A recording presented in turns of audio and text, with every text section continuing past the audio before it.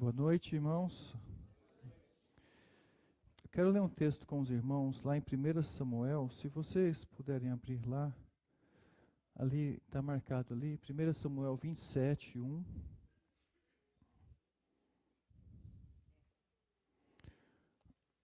Em 1 Samuel, nós vamos ler alguns versículos alguns capítulos nesse livro, para iniciar.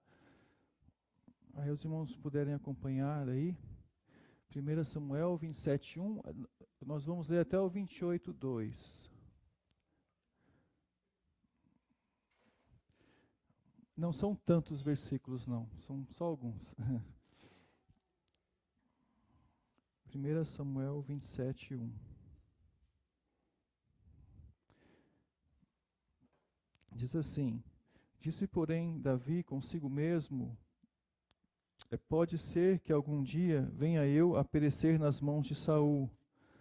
Nada há melhor para mim do que fugir para a terra dos filisteus, para que Saul perca toda a esperança e deixe de perseguir-me por todos os limites de Israel. Assim me livrarei da sua mão. Dispôs-se Davi e com 600 homens que com ele estavam, passou a Aquis, filho de Maoque, rei de Gade. Habitou Davi com Aquis em Gate, ele e os seus homens, e cada um com suas famílias. Davi com ambas as suas mulheres, Aionã, Jezreelita, e Abigail, a viúva de Nabal, o carmelita. Avisado Saul de que Davi tinha fugido para Gate, desistiu de perseguir. Disse Davi a Aquis, que era o rei dos filisteus, que ele foi para lá: Se achei mercê à tua presença, dá-me lugar numa cidade da terra para ali habite. Por que há de habitar o teu servo contigo na cidade real? Então lhe deu Aquis naquela cidade a Ziclag, pelo que Ziclag pertence aos reis de Judá até os dias de hoje. E todo o tempo que Davi permaneceu na terra dos filisteus foi 1 ano e 4 meses. Subia Davi com os homens e dava contra os Jesuritas, os Jersitas, os Amalequitas, porque eram estes os moradores da terra, desde Telã, na direção do sul, até a terra do Egito. Davi feria aquela terra e não deixava com vida nem homem nem mulher, e tomava as ovelhas, os bois, os jumentos, os camelos, as vestes, e voltava e vinha a Aquis. E perguntando a Aquis: contra quem deste hoje? Davi respondia: contra o sul de Judá e o sul dos Jeramelitas e o sul dos queneus. Davi não deixava com vida nem homem nem mulher, para os trazer a Gade, pois dizia: para que não nos denuncie, dizendo. Assim Davi o fazia. Este era o seu proceder por todos os dias que habitou na terra dos filisteus. Aquis confiava em Davi, dizendo: fez-se ele de certo aborrecível para com o seu povo Israel, pelo que me servirá por servo para sempre. 28:1. Sucedeu aqueles dias que, juntando os filisteus, os seus exércitos para a peleja, para fazer guerra contra Israel, disse Aquis a Davi: fica sabendo que comigo sairás a peleja, tu e os teus homens. Então disse a Davi a Aquis: assim saberá quando podes fazer o teu servo. Disse Aquis a Davi: por isso te farei minha guarda pessoal para sempre.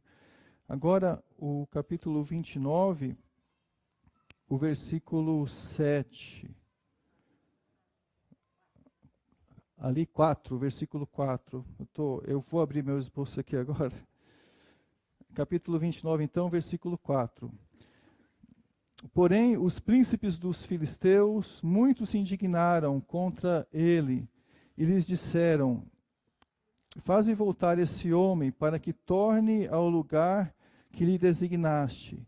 e não desça conosco a batalha, para que não se faça nosso adversário no combate, pois de que outro modo reconciliaria com o seu Senhor? Não seria porventura com a cabeça desses homens? Então os filisteus não quiseram que ele fosse à guerra com eles. Aí o capítulo 30 agora, versículo de 1 a 8. Sucedeu, pois, que chegando Davi e seus homens lá de volta a Ziclag, no terceiro dia, já os amalequitas tinham dado com ímpeto contra o sul de Ziclag, e esta ferido e queimado. Tinha levado cativos as mulheres que de lá achavam, porém ninguém mataram, nem pequeno nem grande. Então somente levaram consigo e foram o seu caminho. Davi e seus homens vieram à cidade, e ei-la queimada, e suas mulheres e seus filhos e suas filhas eram levados cativos. Então Davi e o povo que se achava com ele ergueram a voz e choraram, até não terem mais forças para chorar. Também as duas mulheres de Davi foram levadas cativas, Aionã, a jezreelita, e a Abigail, a viúva de Nabal, o carmelita.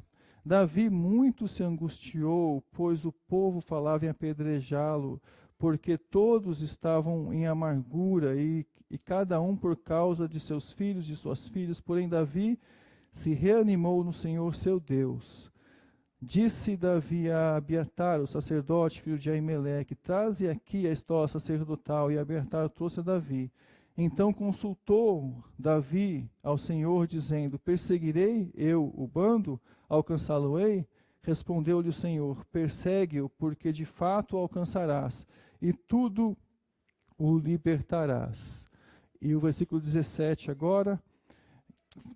Feriu Davi desde o crepúsculo vespertino até a tarde do dia seguinte, e nenhum deles escapou, senão só 400 moços que, montados em camelos, fugiram. Assim Davi salvou tudo quanto havia tomado os amalequitas. Também salvou as suas duas mulheres. Não lhes faltou coisa alguma, nem pequena nem grande, nem filhos, nem filhas, nem despojo, nada que lhe havia tomado, tudo Davi tornou a trazer.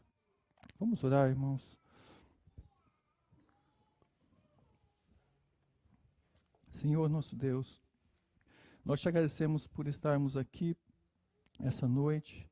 Te agradecemos porque nós podemos ter essa esperança viva e sabemos que nada nos separará do teu amor, Pai. Que a paz que o Senhor nos tem dado, as vitórias que o Senhor nos tem dado, elas nos têm levado a Ti, Senhor, a comunhão contigo. Nós te louvamos por isso e pedimos que o Senhor fale no nosso coração, em nome de Jesus. Amém. Então, nós lemos aqui, desde dos versículos anteriores, a história que aconteceu com Davi. Eu queria resumir rapidamente essa história para explicar para os irmãos, para a gente poder falar um pouco sobre essa esperança que Davi tinha, sobre essa vitória que Davi teve nessa crise que ele passou aqui. Ele era uma pessoa que estava fugindo de Saul. Na verdade, ele fugiu mais ou menos uns 9 anos por aí, né? De Saul. E ele chegou a um ponto, aqui já está no final dessa fuga dele, do rei de Israel, que era Saul, que tinha inveja de Davi, porque Deus tinha levantado Davi para ser rei em Israel, e o Saul que queria matar Davi, porque o Saul era o rei.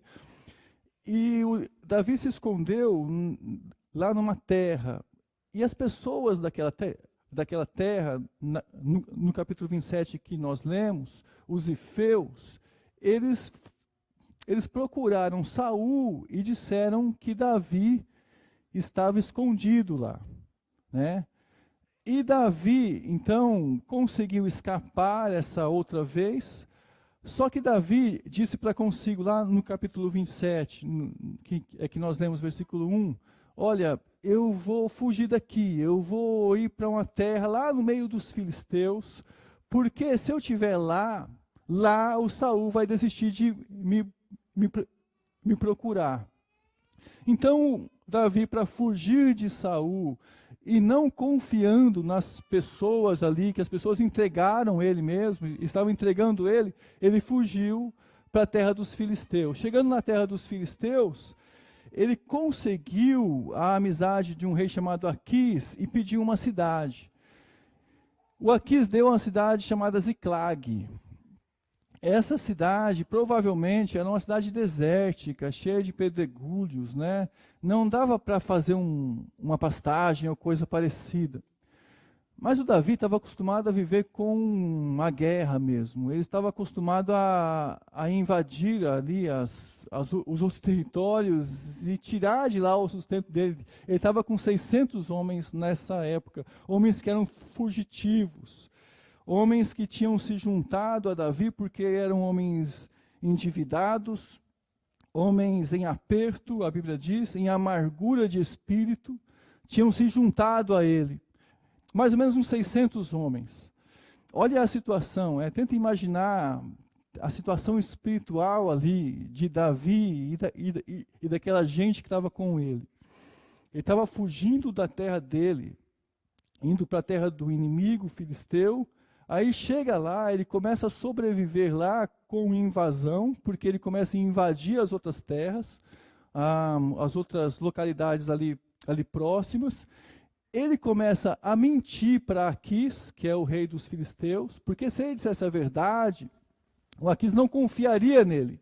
Então ele disse para Aquis que ele estava invadindo o sul de Israel e se fazendo odioso para o seu próprio povo, mas na verdade ele estava invadindo outras terras.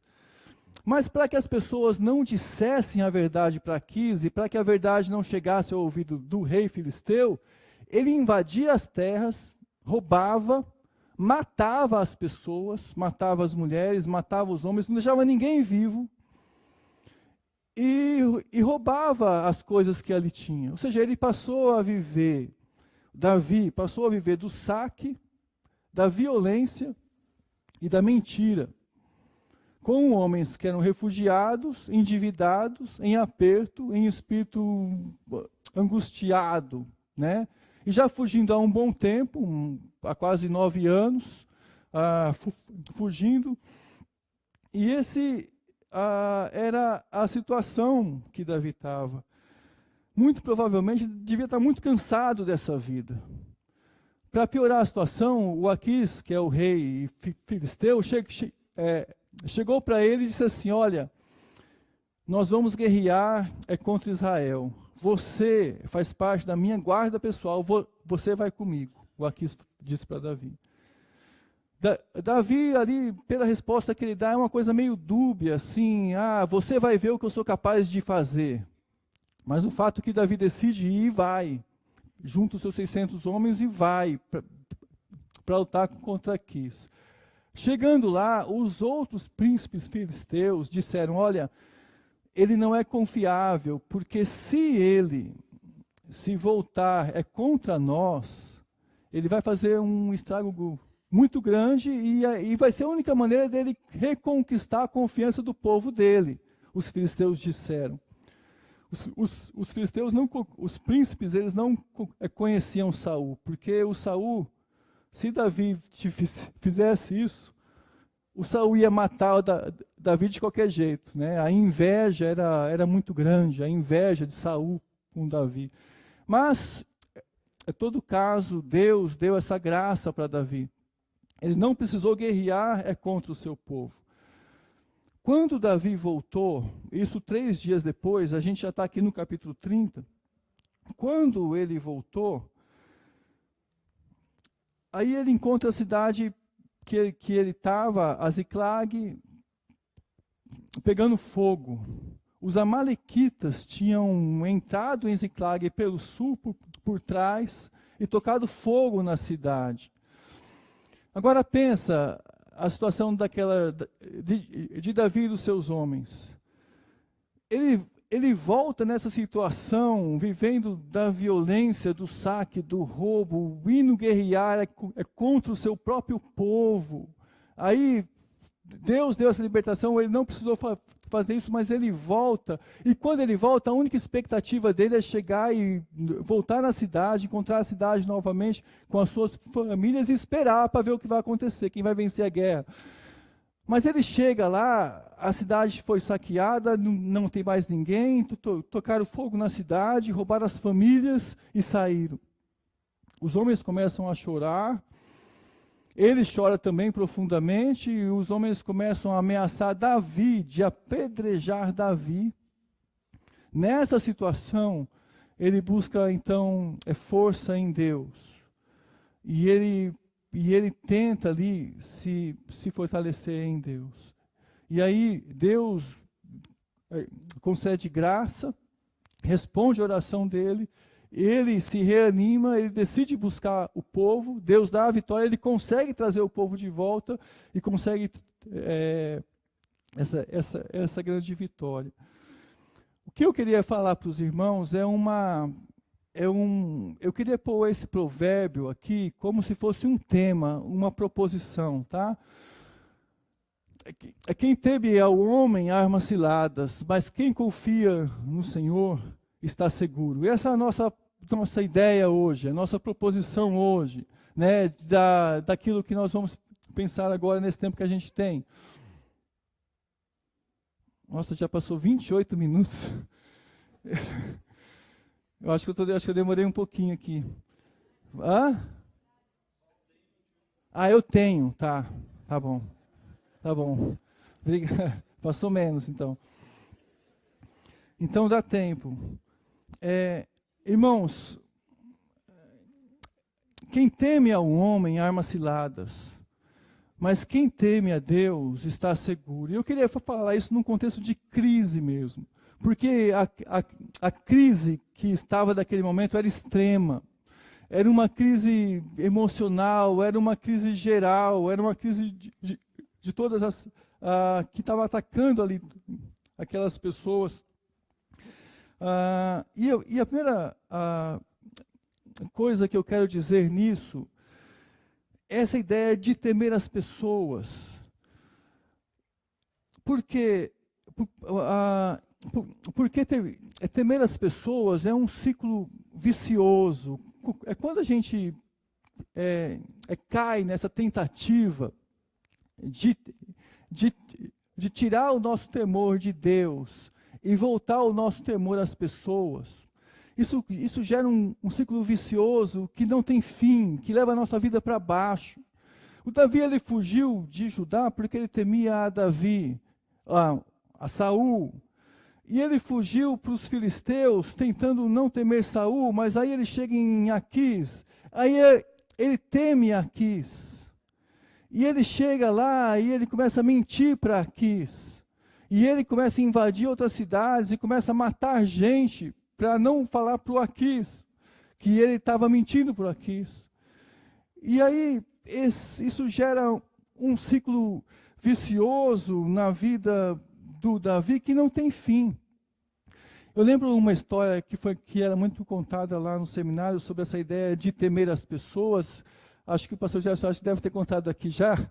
Eu já contei uma vez, porque o professor ele contava bastante isso. Ele dizia, ilustrando aquele versículo, quem teme ao homem armas ciladas, que ele como diretor da escola, estava passando uma vez na rua, no caminho, e na escola não se podia namorar no primeiro semestre. Os alunos não podiam, tinham que voltar-se mais para o estudo, tentar se concentrar mais no estudo, no primeiro semestre.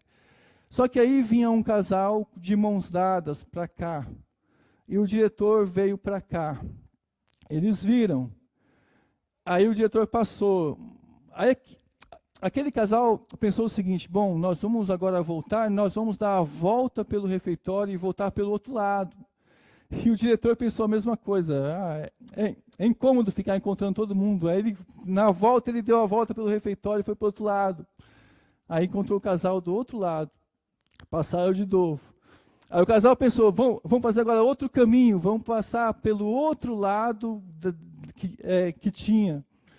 E o diretor também pensou a mesma coisa, eu vou dar a volta para não atrapalhar, sei lá, para não bater de frente de novo. E deu a volta e passaram de frente de novo.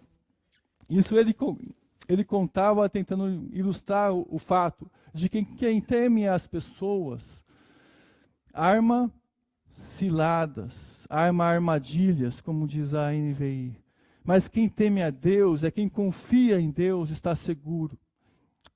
Quando uma pessoa ela teme outra pessoa, ela arma ciladas para a própria vida dela. E ela não percebe que fazendo as coisas, fugindo de pessoas, tentando agradar pessoas, tentando fazer com que as outras pessoas sejam ou controladas, ou dominadas, ou tentando reger a sua vida por pessoas, isso é um ciclo vicioso. É um ciclo sem fim, que foge das outras pessoas, ou você procura eliminar pessoas, ou você procura roubar vida das pessoas, ou você procura roubar da sua própria vida para agradar pessoas. Ou isso para você se sentir o mais seguro, o mais poderoso. E você coloca a sua vida nas pessoas regendo a sua vida. E você não tem coragem de mostrar quem você é, o que você pensa. Você não tem coragem de enfrentar as suas próprias decisões frente a outras pessoas. Você começa a armar ciladas na sua vida. Isso você começa a construir a sua vida em meio a um disfarce. Era o que Davi fazia. Ele se disfarçava perante aquele rei, ele mentia. A vida dele era estabelecida e passou a ser estabelecida em meio à mentira. A mentira passou a ser um meio de sobrevivência para ele. Ele passou a ser uma sobrevivência diária. E amanhã, mentia de novo. E depois da manhã. E o mês que vem. E depois, e o outro mês. Mentira chama outras mentiras. A mentira é como se fosse uma dívida de juros enorme. Como que no dia seguinte tem que mentir mais. E no dia seguinte tem que mentir mais ainda. E você vai condicionando sua vida na mentira. Até ao ponto de ter que afastar as pessoas que podem te desmentir. Como Davi fazia. Afastava dele as pessoas que tinham capacidade para desmenti-lo. Na verdade, ele eliminava essas pessoas da vida dele. Irmãos, então a primeira lição é entender, nós não podemos temer as pessoas. Mas tem mais coisa aqui. Tinha um ataque do inimigo. O ataque do inimigo são aqueles dias onde as crises vão piorando. Onde tem aqueles dias que são ruins, mas tem aqueles dias que são piores ainda. Ele chega em Ziclag, o povo naquele espírito de tristeza, chega lá, a cidade está destruída. E destruída por quem? Pelos amalequitas. Os amalequitas é uma ilustração de um inimigo que ataca por trás. Porque olha o que está escrito lá em Deuteronômio. Lembra-te do que fez Amaleque no caminho quando saía do Egito.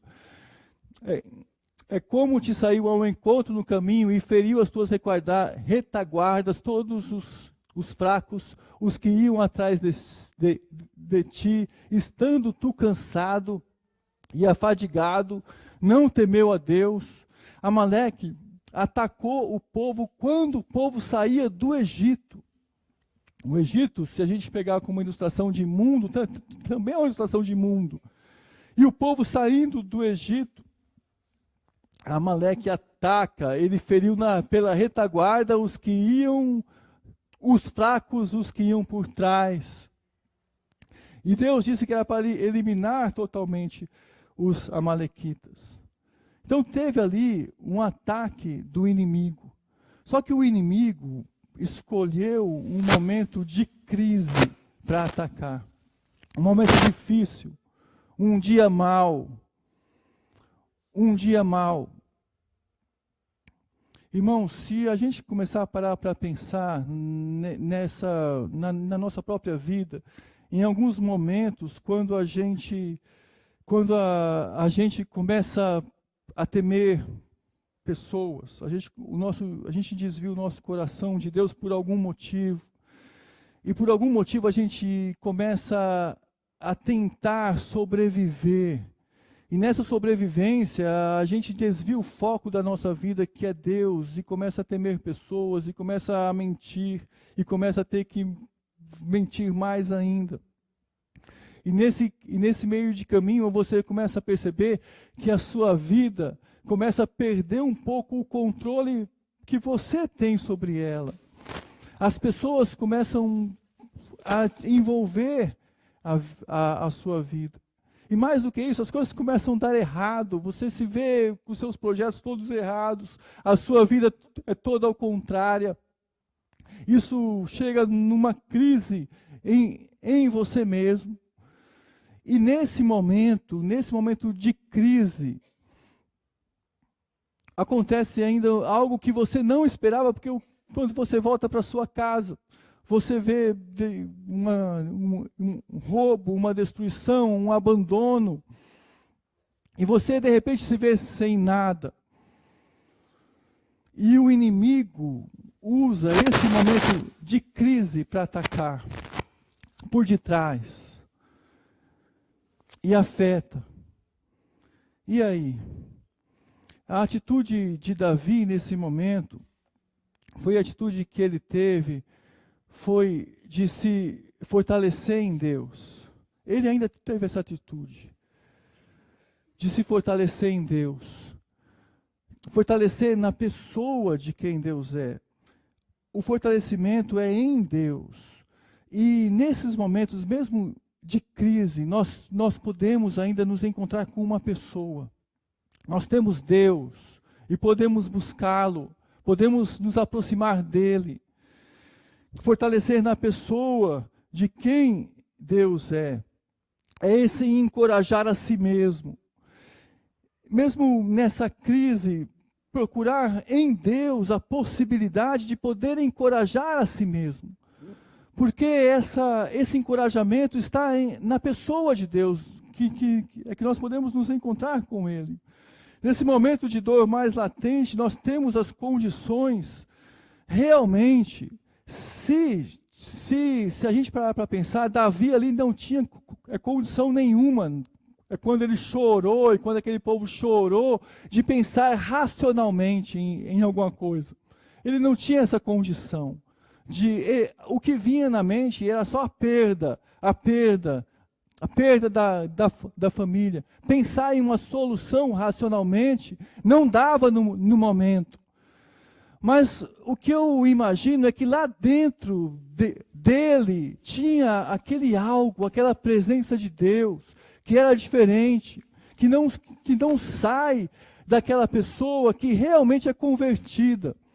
Aquela última esperança, aquele porto seguro, aquele lugar que mesmo quando a gente não pensa racionalmente no que a gente tem que fazer, e a atitude mais comum é discussão, é desespero, mas o desespero em si, ele não afeta o coração de quem tem Deus, de quem está perto de Deus, de quem é convertido.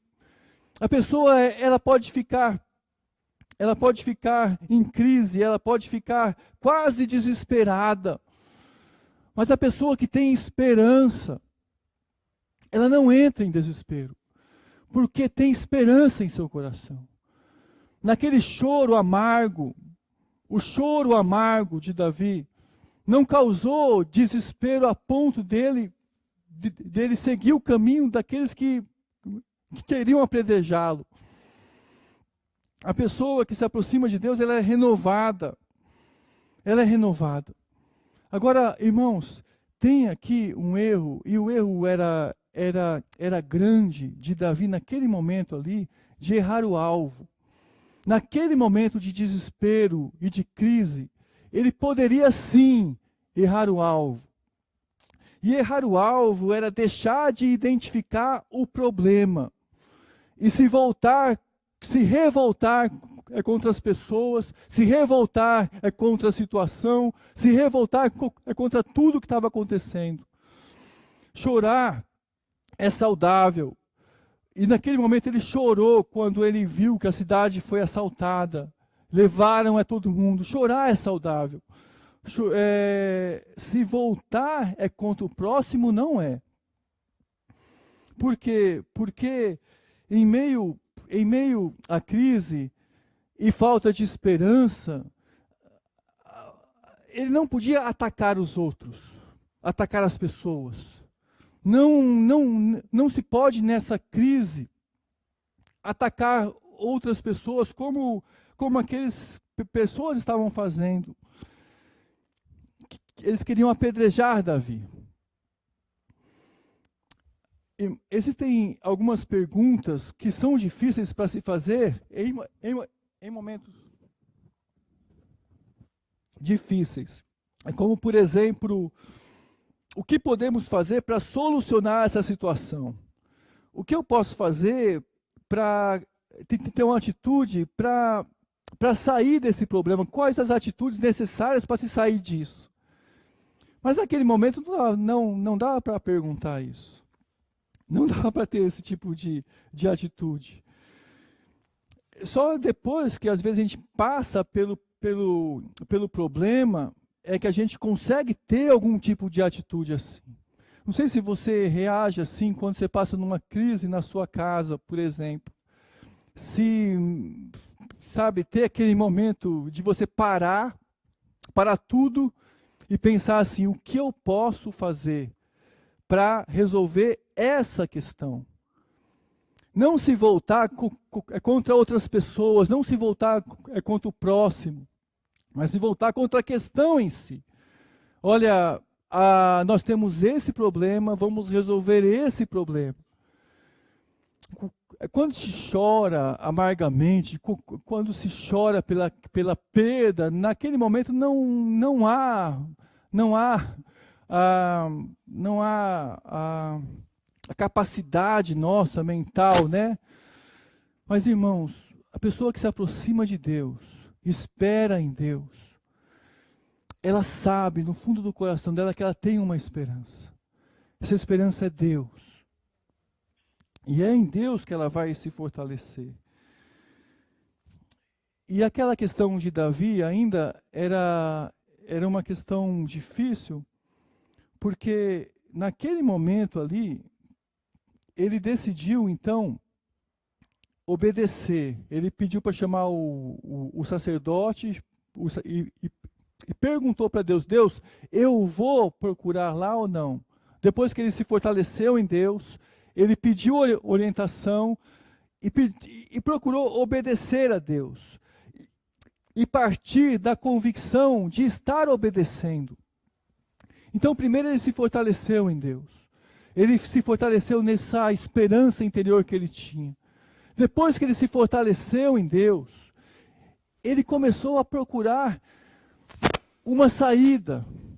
Então ele teve a ideia de perguntar qual é a vontade de Deus, o que eu vou fazer, eu vou perseguir os amalequitas ou não, veio uma sugestão no seu coração, eu vou perseguir os amalequitas ou não? Então ele perguntou ao sacerdote, e o Davi sabia aqui também, que naquele momento ele não podia mais errar, porque aquele momento de crise era tão grande, com as pessoas querendo apedrejá-lo, que se ele erra ali, se ele toma uma atitude errada, se não dá certo, as pessoas iriam apedrejá-lo. Ele não podia mais errar. Aqui, irmãos, tem outro conselho para a gente. Sabe por quê? Porque às vezes a gente deixa para buscar a Deus, às vezes tarde demais. Para buscar, a gente desvia o nosso temor de Deus, começa a temer as pessoas, a nossa vida começa as coisas a dar errado, porque nós começamos a temer as pessoas. aí vem uma crise maior, e nós não buscamos obedecer a Deus desde o começo. A tendência para quem chega a esse ponto é de não ter buscado a orientação de Deus desde o começo. Aí quando a coisa fica grave, aí é nesse momento que vai lembrar Deus, o que eu vou fazer agora? Só que nesse momento de perguntar a Deus o que eu vou fazer agora, pode ser tarde demais para algumas pessoas. Porque chega a um ponto para algumas pessoas que elas não podem mais errar. E errar por quê? Porque isso envolve outras pessoas. Como, por exemplo, algumas pessoas já chegaram para mim algumas vezes, depois de ter tentado reatar várias vezes, e depois de ter crises, várias crises, mas ao ponto de que na última crise não pedir ajuda para ninguém, não pedir ajuda para Deus, não ir à igreja, aí chegar e pedir ajuda. Mas aí a família já está destruída, já tem separação, já tem convicção nas outras pessoas de que aquilo não tem mais solução. E é nesse ponto que algumas pessoas decidem se voltar para Deus. Se voltar para Deus. A minha crise está profunda agora. Já chorei muito amargamente. Não posso mais errar. E é nesse ponto que a pessoa chega para Deus. Só que aí, irmãos, para algumas pessoas, isso pode sim ser tarde demais para remediar algumas situações. Graças a Deus. E aqui eu quero destacar a graça de Deus. Porque foi Deus que impediu que Davi lutasse contra o seu próprio povo. Foi Deus que impediu com que o pecado de Davi alcançasse a sua própria alma e o destruísse. Foi Deus que impediu que a crise não afetasse Davi a tal ponto de Davi se afundar, antes mesmo de ser rei. Foi Deus que estava agindo na vida de Davi, no coração de Davi, impedindo que o pecado dele o afundasse na sua própria crise. Deus age com misericórdia, assim também na nossa vida. E muitas vezes, nós tememos pessoas, e é pela misericórdia de Deus, que Deus faz com que a nossa crise não nos engula, não nos afunde. Nós ainda erramos o alvo muitas vezes. Nós ainda erramos e continuamos errando. E é pela misericórdia de Deus que a nossa vida muitas vezes não se afunda nisso. O conselho, então, é não deixe para buscar a Deus somente quando você não pode mais errar. Na verdade, nós não podemos errar. Errar o alvo é pecado. Uma definição para pecado é errar o alvo. Nós não podemos viver em pecado. Mas vai chegar uma hora, se você insistir em viver no seu erro, que você não poderá mais errar. E quem insiste em pecado não consegue deixar de errar. Mas graças a Deus, pela misericórdia dele, ele ainda age com a misericórdia tão grande, responde a nossa oração, e com a graça dele, ele nos levanta. E como diz o Salmo 103, ele nos coroa de graça e misericórdia. E ainda, quem teme a Deus, e quem passa a temer a Deus, e quem é restaurado por Deus, e quem se fortalece em Deus, ainda olha nessa última esperança e se fortalece nessa esperança de Deus dentro de si, tem a possibilidade de olhar para o futuro com esperança. Foi o que Davi passou a ter. Ele passou a ter a possibilidade de olhar para Deus com esperança. E quem tem esperança não entra em desespero. Quem tem esperança, quem tem Deus no fundo do seu coração, quem é convertido não entra em desespero. Os Salmos, saímos do desespero quando esperamos, quando percebemos que a esperança não morreu. Nós podemos sair da crise difícil, nós podemos sair desse desespero. Agora, irmãos, eu queria deixar esse versículo sobre esperança com os irmãos, um deles. Jesus é a nossa esperança. Lá em Timóteo 1 fala assim, Paulo, apóstolo de Cristo Jesus, por ordem de Deus, nosso Salvador, e de Cristo Jesus, a nossa esperança.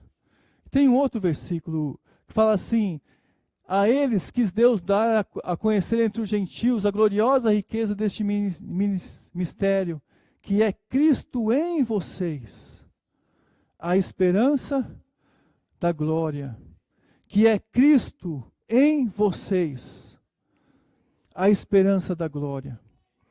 Nós podemos nos fortalecer em Deus, nas piores crises, porque Cristo é a nossa esperança. Cristo está em nós.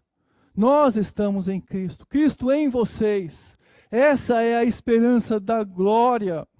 Essa é a esperança da glória. Queria ler com os irmãos alguns versículos do Salmo 103. Aqui são alguns versículos do Salmo 103. Para encerrar.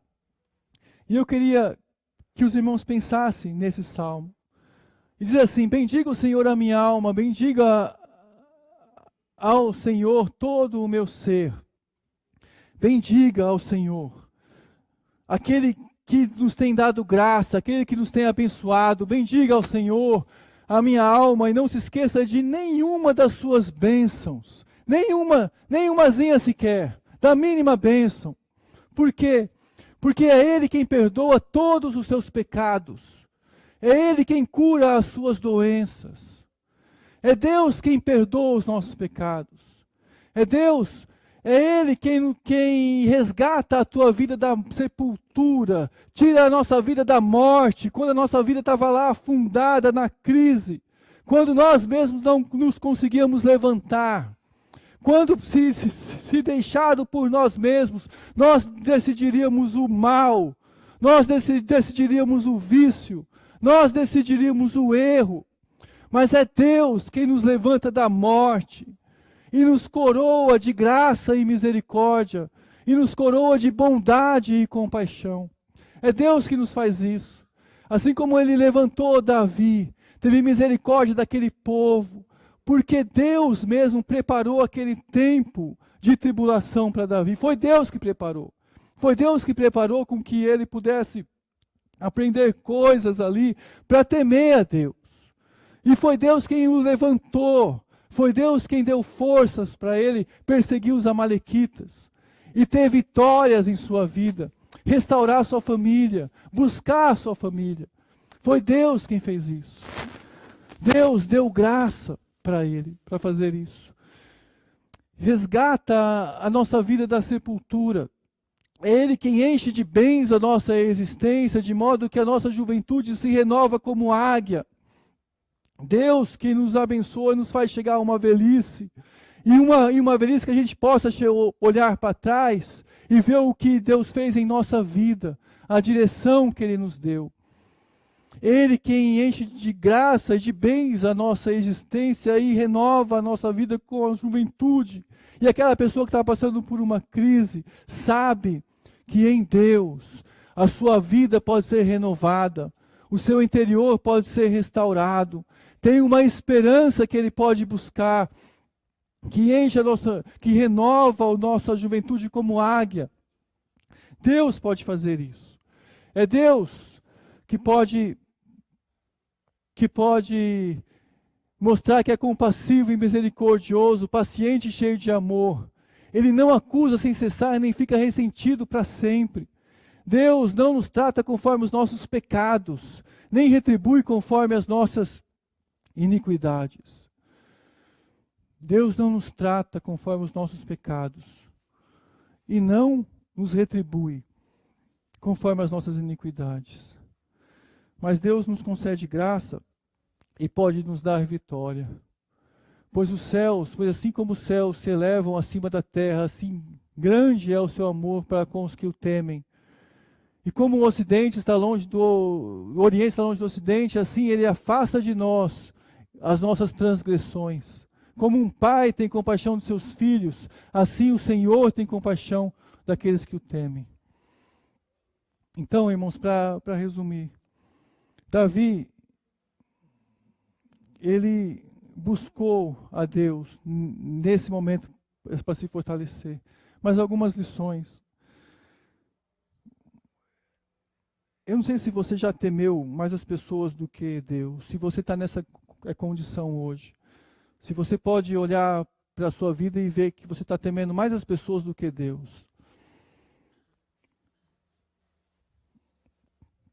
Não sei se você já armou ciladas para a sua vida, ou se a sua vida está enredada de um jeito que você mesmo se vê enredado por coisas que você mesmo fez.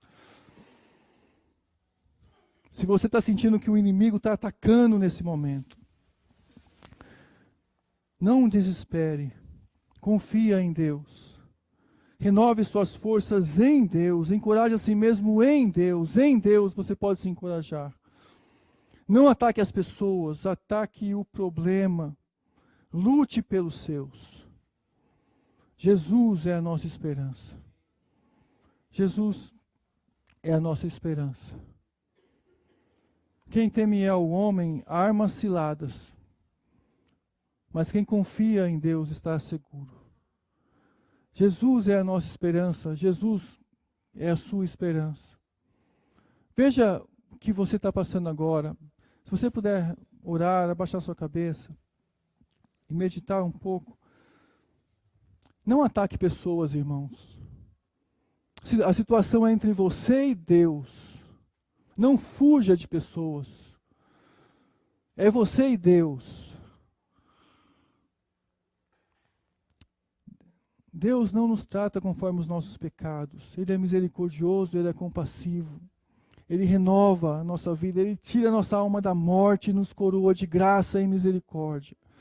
Só que Ele faz isso com aquelas pessoas que estão com um coração quebrantado, um coração devotado a Ele, um coração convertido a Ele. Avalie o seu coração. Peça graça para passar pela sua crise. Renove as suas forças em Deus. Se aproxime de Deus e Ele se aproximará de vós. Se aproxime de Deus. Decida isso em seu coração.